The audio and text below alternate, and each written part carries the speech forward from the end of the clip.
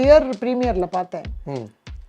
நான் சொல்றேன் எனக்கு நடிக்கணும் சார், அம்மாவா இல்ல உங்களோட பேரா நடிக்கணும் அப்படின்னு சொன்னேன். அது கூட கரெக்டா இன்டர்வல் லைட் ஆஃப் பண்ணி ஆரம்பிச்சிடுச்சு இது. ஆச்சி ராயல் குலோப் ஜாமுன் பேக்ஸ் ஒன்று வாங்கினால் ஒன்று இலவசம். ஃபர்ஸ்ட் ஆஃப் ஆல் படத்தில் பார்க்கறதுக்கும் நேரில் பார்க்கறதுக்கும் நிறைய டிஃப்ரென்சஸ் இருக்கு. ஆப்வியஸ்லி இருக்கணும். அதை அதுவா போடுவீங்களா? எதுனா இவர் தான் லப்பர் பந்து நடிச்சவரா நம்ப முடியல. இந்த படத்தோட செட்டில் நீங்கள் நடிக்கும் போது இதை ஏதாவது கொஞ்சமாக ஜட்ஜ் பண்ணீங்களா? இந்த மாதிரி நடக்கும், இவ்வளோ பெரிய சக்ஸஸ் ஆகும்னு. இல்லை, வைப் நல்லா இருந்தது. எப்படின்னா எந்த சீன் நாங்கள் நடித்தாலும் அந்த சீன் நல்லா இருந்ததை வந்து எங்கள் எல்லாராலையும் உணர முடிஞ்சுது. எங்களுக்கே அந்த விஜயகாந்த் சாங் சம்டைம்ஸ் அந்த தினேஷ் அந்த சீனில் இருக்காருன்னா வீட்டுக்குள்ளே கூட அந்த சீன் சாங் ஓடும். ஆமாம்,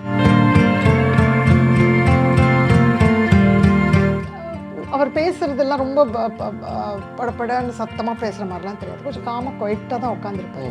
இது ஒரு நாளைக்கு எங்கேயோ நான் யார்கிட்டயோ சொல்லிட்டு இருந்தேன், நல்ல வெயில் அடிச்சிட்டு இருந்தது. அந்த பஸ் சீன் ஒன்று வரும் தெரியும், குச்சி ஐஸ் வித்துட்டு இருந்தாங்க.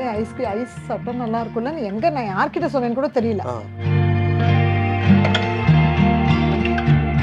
இப்போ நீங்கள் ஒரு நல்ல ஒரு அம்மா கேரக்டரில் வந்து ஃபிக்ஸ் ஆகிட்டீங்க அப்படின்னா தொடர்ந்து வந்து 4-5 படங்கள் அம்மா கேரக்டராகவே பார்க்குற மாதிரி வரும்.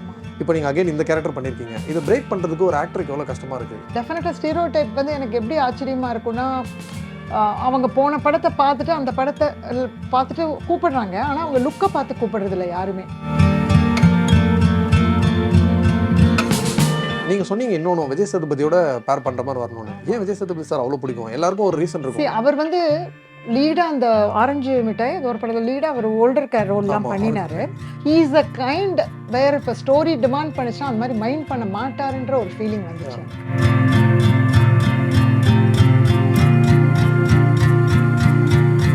லைகா புரொடக்ஷன்ஸ் சுபாஸ்கரன் வழங்கும் டிஜே ஞானவேல் இயக்கத்தில் ரஜினிகாந்த் நடிக்கும் வேட்டையன் வரும் அக்டோபர் 10 முதல் திரையரங்குகளில். குறைந்த விலை நிறைந்த தரம், தங்கள் தேவைகள் அனைத்தும் ஒரே இடத்தில். ஜெயச்சந்திரன் மேம் வணக்கம். வணக்கம். எப்படி இருக்கீங்க?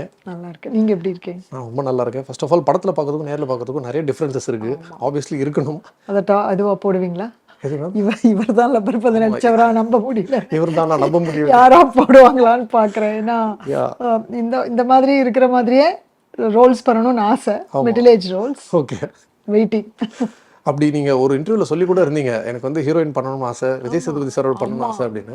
பட் அது எப்படி போயிடுச்சு பாத்தீங்களா? நீங்க வந்து அம்மா கேரக்டர் பண்ணிட்டு இருந்தீங்க, இதுல வந்து பாட்டி கேரக்டருக்கே அமைச்சிட்டாங்க. பாட்டி கேரக்டர் காமிச்சிட்டாங்க. இப்போ தினேஷே அப்பாவை பண்ணியிருக்காரு. ஸோ தினேஷ்க்கு நான் அம்மாவை பண்ணியிருக்கேன். பட் அதில் இன்னொன்று என்னன்னா, நான் வந்து லேட்டாக 40களை கடந்து அம்மாவை ஸ்டார்ட் பண்ணிட்டு அப்புறம் ஹீரோயின் போடுவேன். சூப்பர். ஆமா, அது நடக்கும். Correct ma'am. அந்த கதை டிமாண்ட் பண்ணுச்சுன்னா நீங்க அந்த மாதிரி அம்மா பாட்டி ஆயா எல்லாம் நடிச்சிட்டே இருப்பேன். ஸோ அப்போதான் எனக்கு தெரிய வரும். சரி, அப்படியே ஒரு வரும் ஹீரோயின் மிடில் ஏஜ் ஹீரோயின் தானே கேட்கணும். பண்ணலாம். ஆமா, ஆப்வியஸ்லி. இப்போ பண்ண மாதிரி இந்த கெத்து அவங்களோட ஒய்ஃப் கேரக்டர் மாதிரி ஒரு ஆர்க் இருந்ததுன்னா பண்ணலாம். டெஃபினட்டா பண்ணலாம். சூப்பர். ஸோ ஃபர்ஸ்ட் லப்பர் பந்துக்கு வந்துருவோம். லப்பர் பந்து வந்து பயங்கரமான ரீச் மேம். ஏன்னா எல்லாம் வந்து ஃபர்ஸ்ட் ரிலீஸ் ஆகும்போது இப்பெல்லாம் ஒரு படத்துக்கு ஹைப் இருக்கும், ஒரு 10 நாள் ஓடும், அதுக்கப்புறம் அப்படியே கொஞ்சம் கொஞ்சமாக குறைஞ்சிரும். இந்த படம் வந்து ஃபர்ஸ்ட் 2 நாளில் வேர்ட் ஆஃப் மவுத் வந்து 1 வாரம் ஓடுன்னு பார்த்தோம், 2 வாரம் ஓடுன்னு பார்த்தோம், 3rd வீக் முடிஞ்சு இப்போ 4th வீக்குள்ள ஸ்டெப் ஆகுது, இப்பயும் நல்லா ஓடிட்டு இருக்கு. ஸோ என்ன மேஜிக்கு இந்த படத்தோட செட்டில் நீங்கள் நடிக்கும் போது இதை ஏதாவது கொஞ்சமாக ஜட்ஜ் பண்ணீங்களா? இந்த மாதிரி நடக்கும், இவ்வளோ பெரிய சக்ஸஸ் ஆகும்னு. இல்லை, வைப் நல்லா இருந்தது. எப்படின்னா எந்த சீன் நாங்கள் நடித்தாலும் அந்த சீன் நல்லா இருந்ததை வந்து எங்கள் எல்லாராலையும் உணர முடிஞ்சது. பிகாஸ் அதனால எங்களுக்கும் அது ரொம்ப இன்வால்வ்டாக இருந்தது. எப்படி இருந்தாலும் நம்ம ஆஸ் அன் ஆக்டர் நம்ம இன்வால்வ்டாக பண்ணிடுவோம். ஆனால் அதோட சீன் நல்லா இருக்கிறது எங்களுக்கே தெரிஞ்சுது. ஓகே. பிகாஸ் அந்த செட்டு அந்த அந்த அந்த அந்த இடம் எப்படி வெளியூர் இல்லைனாலும் அந்த ஆத்தென்டிசிட்டி அங்கே கிரியேட் பண்ணப்பட்டிருந்துச்சு. எங்களுக்கே அந்த விஜயகாந்த் சாங் சம்டைம்ஸ் அந்த தினேஷ் அந்த சீனில் இருக்காருன்னா வீட்டுக்குள்ளே கூட அந்த சீன் சாங் ஓடும், இல்லை போடுவாங்க. ஸோ அதெல்லாமே ஒரு நல்ல வைப் கொடுத்துச்சு. அட்டகத்தி தினேஷ் வந்து எனக்கு வந்து ஹரிஷோட ரொம்ப சீன்ஸ் கிடையாது. தினேஷ் வந்து நடிக்கிற மாதிரியே தெரியாது. ஆனால் நம்ம போய் ஃப்ரேம்ல ஒரு ஷார்ட் அப்படி பார்த்தோம்னா வேற லெவல்ல இருக்கும் பெர்ஃபார்மன்ஸ். லைக் நம்மளால புரிஞ்சுக்க முடியாது. But phenomenal actor. ஸோ அவரோட நடிக்கிறது வந்து நான் ரொம்ப ஒரு நல்ல ஆப்பர்ச்சுனிட்டியாக இதை நினைக்கிறேன். நல்லா இவங்க வந்து நான் சொன்னேன்ல, கிரிக்கெட்லாம் முடிச்சுட்டு வருவாங்க அடுத்த ஷெட்யூல். எங்களுக்கு அங்கெல்லாம் என்ன நடக்குதுன்னே தெரியாது. ஆனால் அதுக்கு அவ்வளோ நாட்கள் மெனக்கட்டிருப்பாங்க. எல்லாருமே அப்படியே டேன் ஆகி ரொம்ப டயர்டாக இருப்பாங்க. எங்கள் வீட்டு சீன் ஷெட்யூலுக்கு வரும்போது அப்போவே புரியும், அங்கே செம்மையாக சீன்ஸ் நடக்குது. ஐயோ, ரொம்ப கஷ்டப்பட்டு தான் சொல்லுவாங்க அசிஸ்டன்ஸ் எல்லாமே. ஸோ அதனால் எடுத்துகிட்டு இருந்த பொழுதே நல்லா இருந்துச்சு ஃபீல். எஸ். இப்போ தினேஷ் வந்து நீங்கள் சொன்னீங்க அவர் வந்து ஒரு ஆக்டராக நாங்கள் நிறைய படங்கள் பார்த்துருக்கோம், வேறு கேரக்டர்ஸ் பண்ணியிருக்காரு. ரொம்ப துருன்னு பார்த்துருக்கோம் அட்டகத்தி மாதிரி படத்தில். இப்போ ரொம்ப சைலண்ட்டாக இருக்க மாதிரி இருக்கும், ரொம்ப சட்டிலாக ப்ளே பண்ணுற மாதிரி இருக்குது.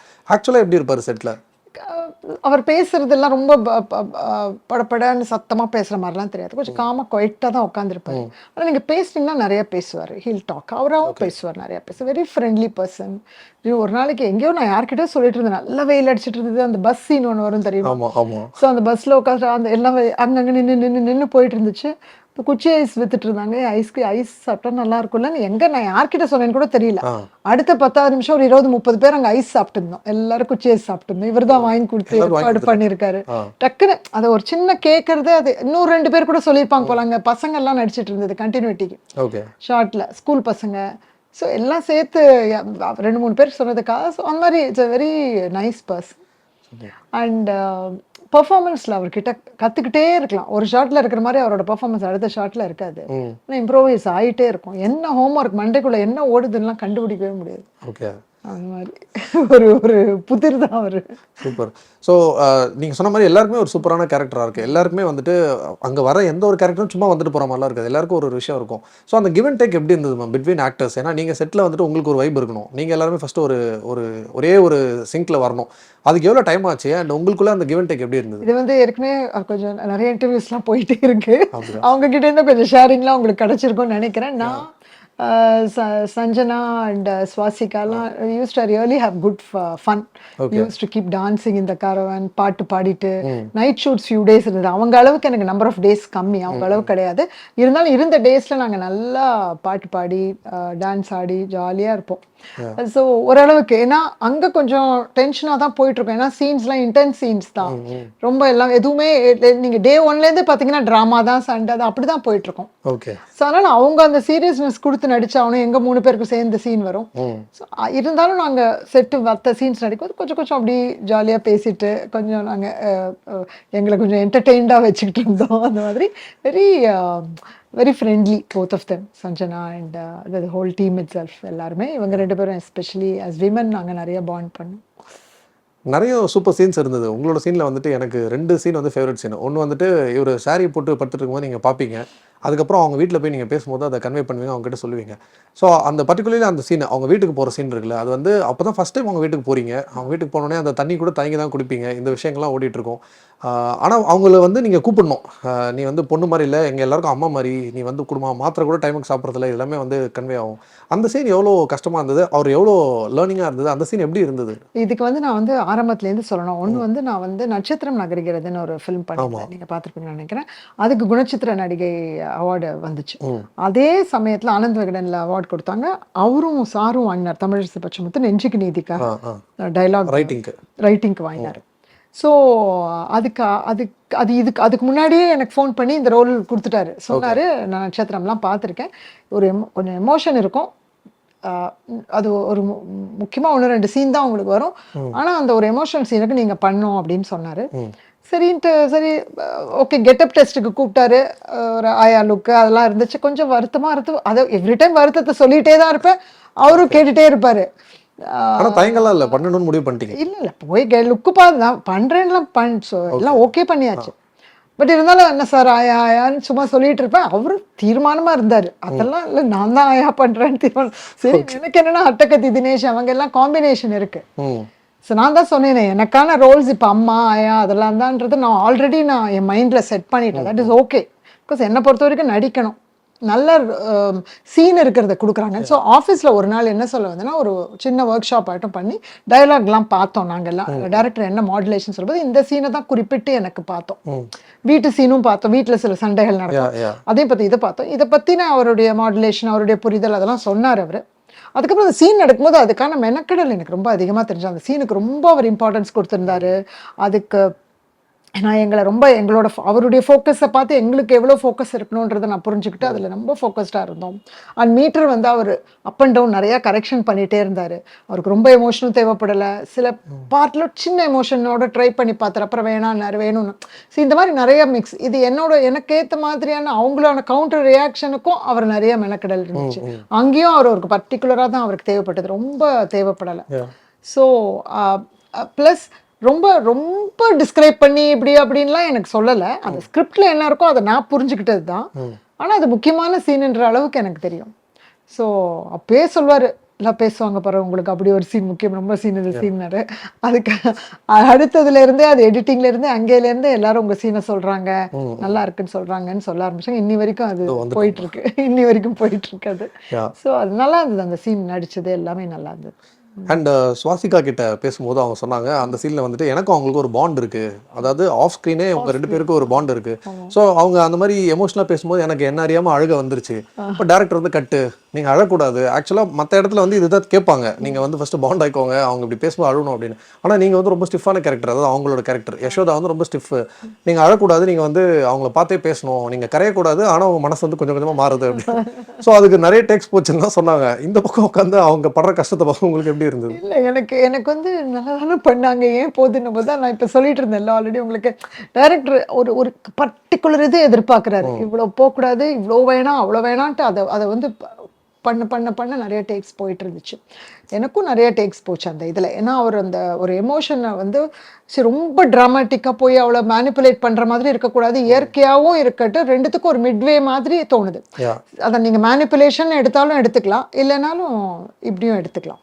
ஸோ அவங்க டக்குன்னு ரியாக்ஷன்ஸ் கொடுக்குற ஆள். ஆனால் இதில் ஒரு பர்டிகுலர் இது அவர் எதிர்பார்த்துருக்காரு, அது கிடைச்சிருக்கு கரெக்டாக.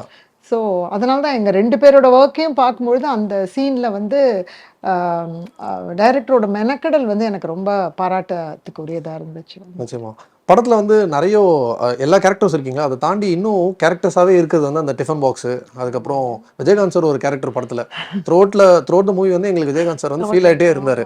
ஸோ மொத்தமாகவே வந்து ஒரு ஊரில் ஒரு ஃபேமிலியில் ஒரு நிஜமாலே ஒரு ஊரில் ஒரு வாழ்ந்த ஒரு வாழ்க்கையாக எங்களுக்கு பார்க்கும்போது ஒரு அனுபவம் இருந்தது. உங்களுக்கு செட்லேயும் அது ஃபீல் ஆயிருந்திருக்கும். How was this whole experience? இந்த லப்பர் பந்து படத்தில் ஒரு கிராமத்தில் போய் அந்த ஊருக்காரங்களா அட்டகத்தி தினேஷோட அம்மாவா இவங்களோட மாமியாராக நடித்த அந்த அனுபவம் ரொம்ப நல்லா இருந்தது. ஏன்னா எனக்கு அங்கே நடித்த நாட்கள் எல்லாமே ஆடு மாடு கோழி அதெல்லாம் அப்படியே இருந்துகிட்டு இருக்கோம். அங்கே ஊர் பசங்க, ஊர் பக்கத்து வீட்டு அம்மா, அந்த அம்மா எல்லாம் அதெல்லாம் உட்காந்து பேசிகிட்டு இருப்போம். ஸோ அது அந்த செட்டு வந்து ரொம்ப பியூட்டிஃபுல்லாக இருந்ததுங்க, ரொம்ப நல்லா இருந்துச்சு. ஒரு செட்டுன்ற ஃபீல் எல்லாம் வரல. யூஸ்வலாக செட்டுனா செட் வீடுன்னு நமக்கு ஒரு ஃபீலிங் வரும், இது அந்த மாதிரிலாம் இல்லை. வீடெல்லாம் செட் இல்லை, பட் அந்த அந்த அந்த அந்த அந்த அமைப்பு அந்த மாதிரியான ஒரு செட்டப், சின்ன சின்ன விஷயங்கள், விஜயகாந்த் பெயிண்டிங்காக இருக்கட்டும், அந்த மாதிரி விஷயங்கள். ஸோ அது எல்லாமே ரொம்ப நேச்சுரலாக இயற்கையாக இருந்துச்சு, நல்லா இருந்தது. அதான் சொல்கிறேன், அங்கே பார்த்ததே நான் விஷுவலில் பார்க்குறது, அங்கே நடிக்கும்பொழுது பார்த்த ஃபீல் தான் அப்படியே இருக்கு எனக்கு. ஸோ அது நாங்கள் இருக்கும்போதே எங்களுக்கு சீன் வந்து கண்ணில் ஓடிச்சு. அந்த நாங்கள் இங்கே உட்கார்றது, வீட்டு திணையில் உட்காந்து நாங்கள் பேசுறது, அது விஷுவலாக படித்ததும் சரி, அங்கே நடித்ததும் சரி, இப்போ சினிமாவில் பார்க்குறது, யூனோ அந்த அந்த எமோஷனும் இம்பேக்டும் தான் இங்கே நமக்கு அதிகமாக ஃபீல் ஆகுது. அது அப்படியே நேச்சுரலாக ஃபீல் ஆச்சு கண்ணெதிர்க்க அந்த இடம். கண்டிப்பாக. இங்கே நிறைய பேருக்கு ஒரு ப்ராப்ளமாக இருக்கிறது என்னென்னா, நீங்கள் ஒரு கேரக்டர் வந்து சூப்பராக ப்ளே பண்ணிட்டீங்கன்னா அது வந்து ஸ்டீரியோடைப் ஆகிடும். இப்போ நீங்கள் ஒரு நல்ல ஒரு அம்மா கேரக்டரில் வந்து ஃபிக்ஸ் ஆகிட்டீங்க அப்படின்னா தொடர்ந்து வந்து 4-5 படங்கள் அம்மா கேரக்டராகவே பார்க்குற மாதிரி வரும்.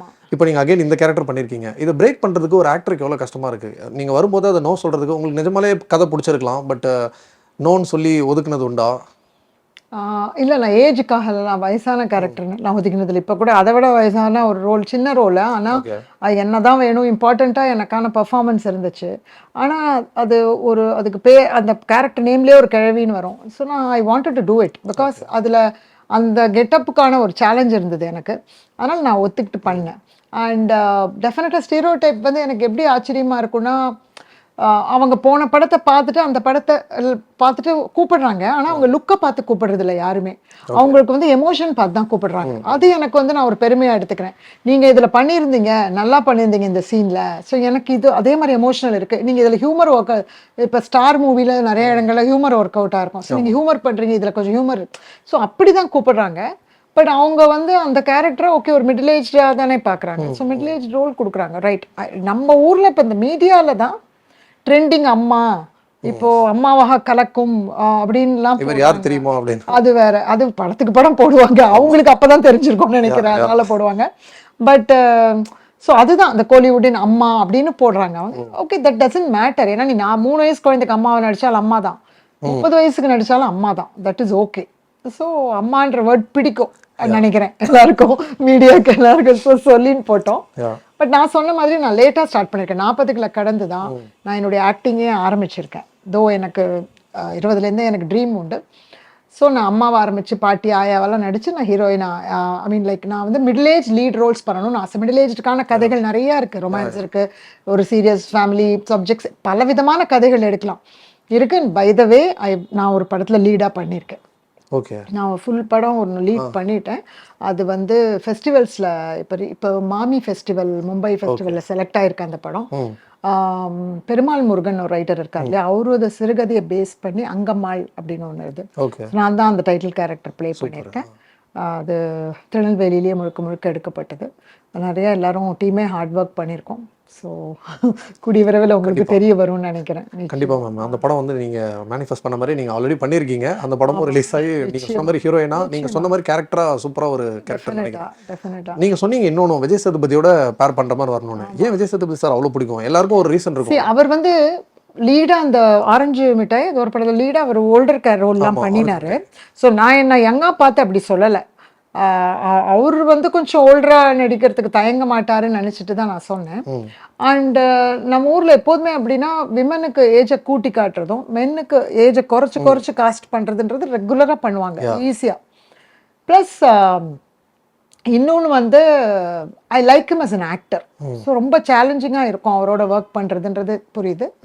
எஸ், அம்மாவா நடிக்கிறது தான் வாய்ப்பு கிடைச்சா நான் பண்ணுவேன். இல்லை வேறு ஏதாவது ஒரு கேரக்டர் ரோல் அவர் படத்தில் நடித்தாலும் நான் பண்ணுவேன்.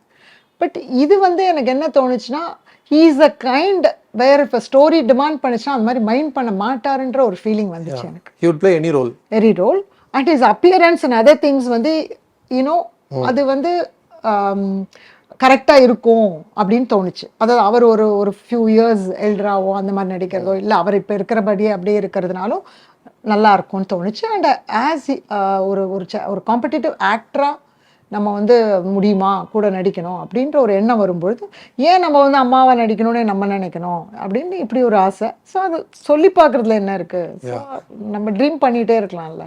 கண்டிப்பாக. ஸோ நீங்கள் சொன்ன மாதிரி ஸ்கோப் ரொம்ப கம்மியாகிடுது மேம். அம்மா அப்படி இல்லைனா ஒரு ஜட்ஜ் இல்லை ஒரு போலீஸ்னு சொல்லிட்டு ஒரு 2-3 சீன்ஸ் மட்டும் வர மாதிரி இருக்கும் விமனுக்கு. மென் வந்து நீங்கள் சொல்கிற மாதிரி எல்லா இடத்துலையுமே நெகட்டிவ் ஷேடில் இருப்பாங்க, ஹீரோட ஃப்ரெண்டாக இருப்பாங்க, கேமியோ பண்ணுறாங்க. ஸோ இதில் வந்து என்ன ஆகுதுன்னா, ஓகே அவங்க என்ன நினைக்கிறாங்கன்னா, இதெல்லாம் பர்ஃபார்ம் பண்ணுறதுக்கு ரோல்ஸு பர்ஃபார்ம் பண்ணட்டும் அப்படின்னு நினைக்கிறாங்க. இதெல்லாம் வந்து ரொம்ப பெரிய பர்ஃபார்மர் வேண்டாம், சின்ன சின்ன ஆர்டிஸ்ட் போதும்னு சொல்லிட்டு நீங்கள் சொல்கிற மாதிரி சில போலீஸ் ரோல் அந்த ரோலில் சில இதில் போடுறாங்க. ஸோ காஸ்டிங் வந்து ரொம்ப மிக்ஸ்டாக நடக்குது.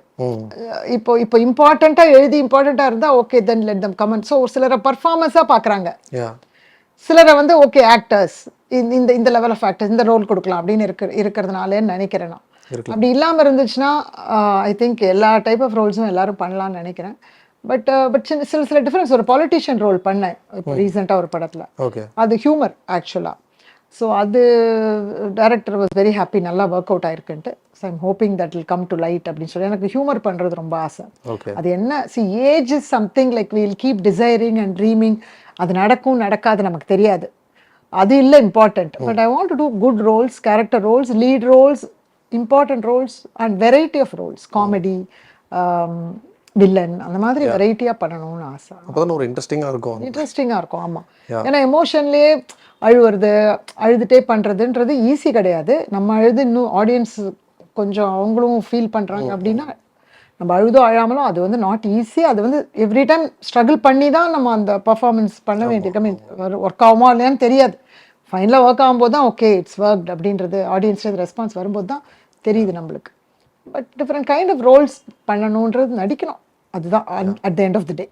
சூப்பர். ரெஸ்ட் ஆஃப் த திங்ஸ்லாம் இன்டர்வியூவில் பேசலாம், நீங்கள் போடணும்னா போடலாம். எந்த மாதிரி சொல்றீங்க? இந்த சென்ஸ் யங்கர் ரோல்ஸ்ல I mean like middle age lead roles பண்ணணும், அந்த மாதிரி விஷயங்கள் எல்லாம் இன்டர்வியூல அதுல எல்லாம் தான் பேசலாம். ஆனா அதுல சம்டைம்ஸ் விஜய் சேதுபதி ஹீரோ நடிக்கணும் அப்படின்னு நீங்க போட்டீங்க, சில மேகசின்ஸ்ல போட்டாங்க. ஸோ ஐம் வெரி ஹாப்பி அப்படி சொல்றேன். ஸோ அந்த மாதிரி நீங்க அதை செய்தியை தெரிவிச்சாலும் அதெல்லாம் அதோட பேப்பரோட முடிஞ்சிடும், ஒரு செய்தியோட முடிஞ்சிடும்.